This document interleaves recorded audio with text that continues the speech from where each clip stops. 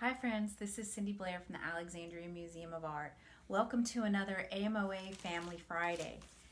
This week we are going to be exploring the art element line. Remember last week we went over all the art elements. Now if you missed that, I want you to go back and check out our video from last week on the art elements, and I read Nuffle Bunny. It was really fun. I will review the elements really quickly before we get started, okay? So this week, before we talk about line, we are going to read about a little girl from a tribe in South Africa called the Ndebele. The little girls' tribes, they paint beautiful houses, and they use several elements of art, including line, to make their paintings on the outside of their houses. But before we do that, let's read the book. It's by Maya Angelou, and it's illustrated with photographs by Margaret Courtney-Clarke. The book is called My Painted House, My Friendly Chicken, and Me. Hello, stranger friend. I'm Tandy, an Ndebele girl in South Africa. I'm 8 years old, and my best friend is a chicken. That's funny. You may laugh at that, but when I tell my friend secrets, she can talk all she wants, but no one can understand her, except another chicken, of course. My chicken not only listens to my stories, she has other uses. If you play with her and take her mind off what's going on, you can quickly, very quickly, snatch a feather or two when she's distracted. She doesn't notice, and the feathers will come in handy later, of course. I have two hopes. One is my name, Tandy, which means hope in my language. All children are hope for their families, and many Ndebele girls are named Hope. If you like, you can call yourself Hope too, in secret, of course. Especially if you're a boy, of course. The other hope I have is that at the end of the book I can say, goodbye, friend, not goodbye, stranger friend. I don't know why, but Ndebele people do not call anything beautiful. They will say that the best thing is good. All Ndebele women paint their houses. And I want you to know, stranger friend, no one's house is as good as my mother's. She has started to teach me to paint good, very good designs. When I am taller, I shall have a house, so good people will stop in front of my walls and smile and even laugh out loud. See the beautiful designs on their homes.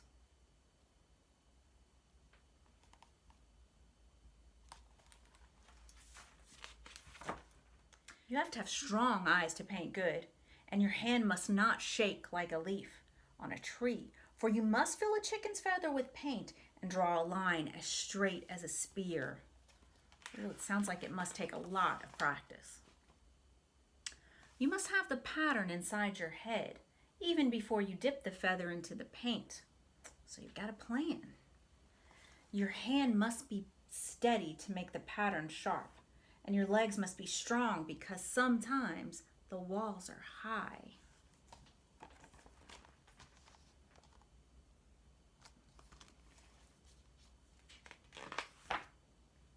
My mother and her sisters sit by the fire in the winter or in the summer under the shade trees and make good things with beads. They tell stories and they sort string and sew. My mother lets me watch her, and very soon I shall be making the amafotho, a beaded apron, and the gabi, the fringe loin flap. And they will be so good that when I dance, the stars will dance with me.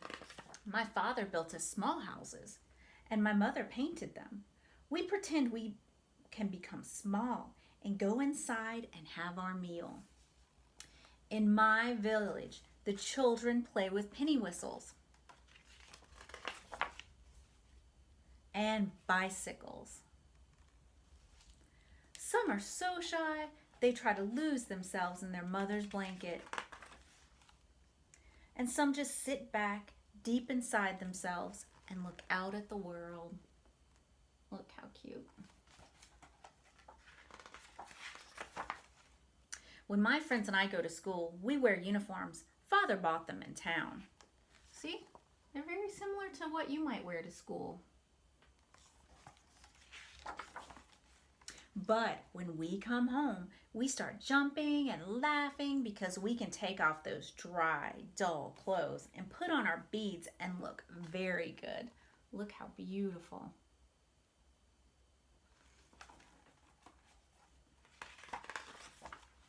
Sometimes I go to the city with my mother and sisters and aunts in a wagon pulled by 4 mules.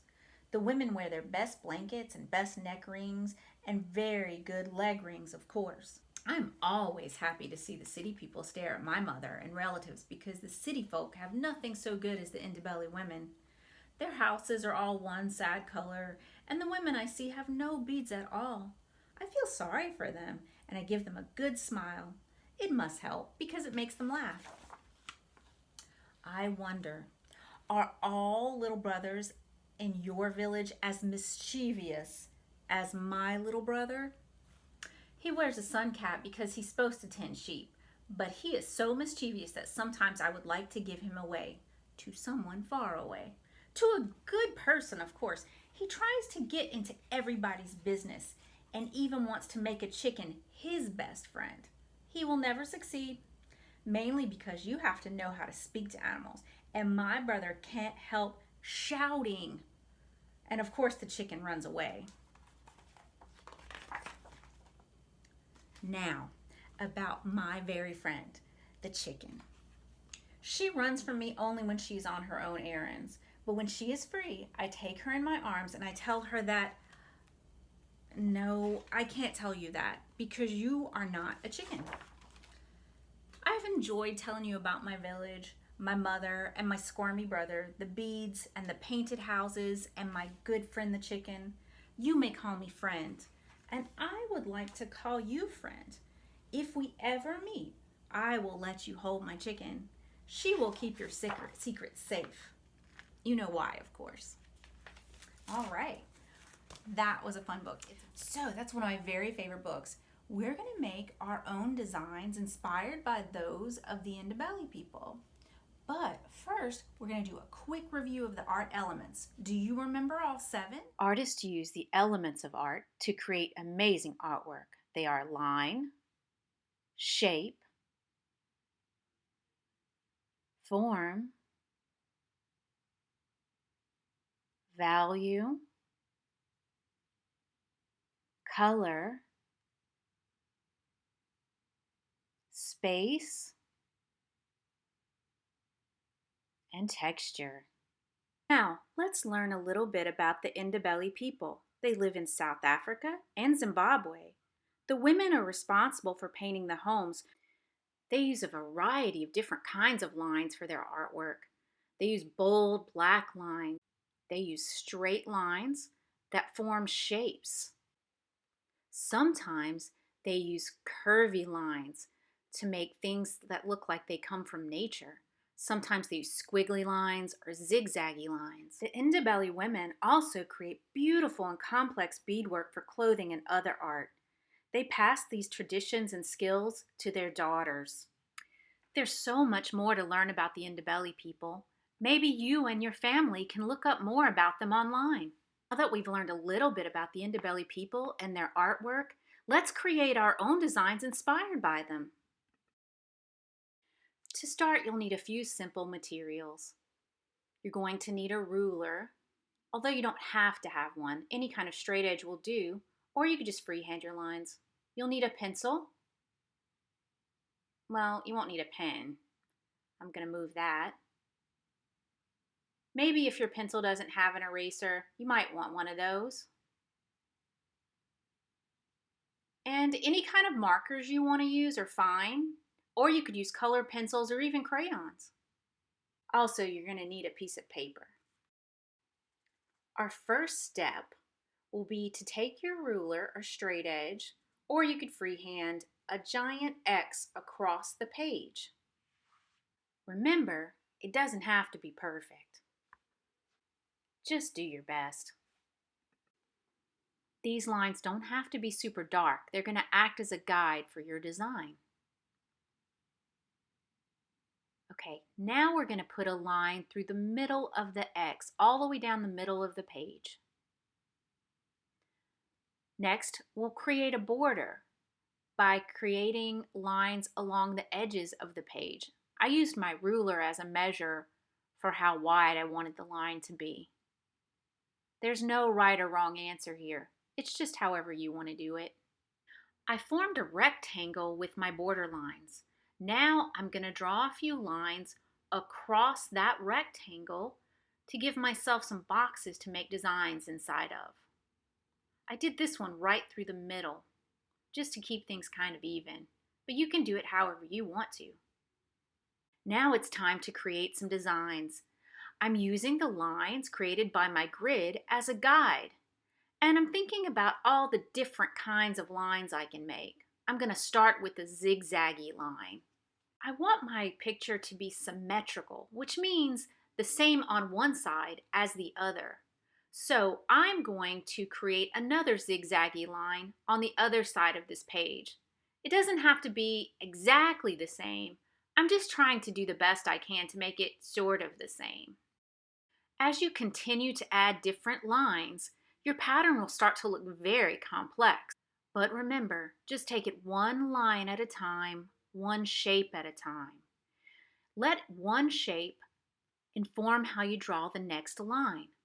For example, if you just drew a circle, maybe your next line is going to be a curve right next to it. Okay, so now it's time to think about color. I'm going to start with complementary colors, red and green. If you remember from our color lesson, red and green are complementary colors, which mean that they're going to make each other stand out really well. You can use any colors you want to for your design, so pick your favorite. In areas that you might want to highlight, you can use a bold black line to really make it stand out. In some areas, you may choose not to use a black line. It's up to you. If you're patient, eventually your whole design will be colored in. Looks like I'm almost finished with mine. All right. What sort of lines do you think I used? Can you describe some of them? How would you describe this line? What about this one? What about these lines? Oh, and this one. What kind of line is that? How would you describe it? Did you have fun learning more about the Ndebele and their artwork? And what kind of lines did you use in your piece? Were you able to use zigzaggy lines? Some straight lines maybe? What words would you use to describe the different types of lines that you used? And are there any other art elements that you can find in the piece of art that you made today? If you'd like to share your artwork, you can have your grown-up post your picture of your piece in comments on YouTube or on Facebook. Or they can send them to me at the museum, Cindy, C-I-N-D-Y, at themuseum.org. We'd love to see what you guys have been doing. All right, well, until I see you next Friday, be safe and be well.